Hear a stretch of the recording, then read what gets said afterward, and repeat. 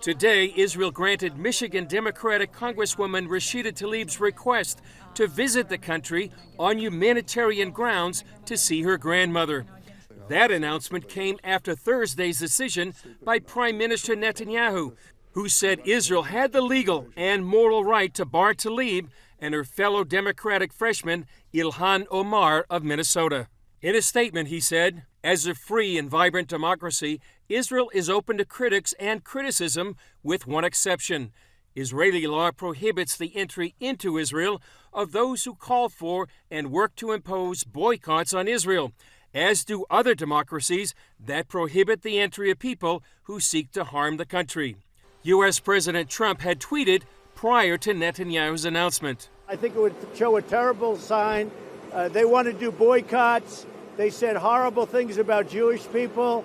They said horrible things about Israel and Israelis. I think it would be a terrible thing, frankly, for Israel to let these two people who speak so badly about Israel come in. It was President Trump's tweet before the decision that many believe persuaded Netanyahu to bar the Congresswoman. Trump said that Israel would show great weakness if they allowed them in, even though a few weeks ago Israel's ambassador to the U.S.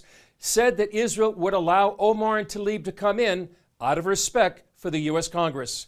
Both Omar and Tlaib hit back at Netanyahu.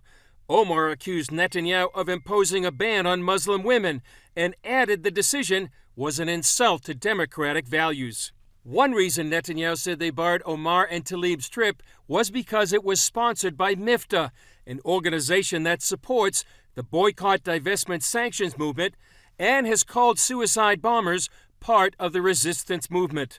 U.S. Ambassador to Israel David Friedman released a statement that noted 70 freshman members of Congress of both parties just completed a balanced visit to Israel, but said the Tlaib-Omar delegation had limited its exposure to tours organized by the most strident of BDS activists.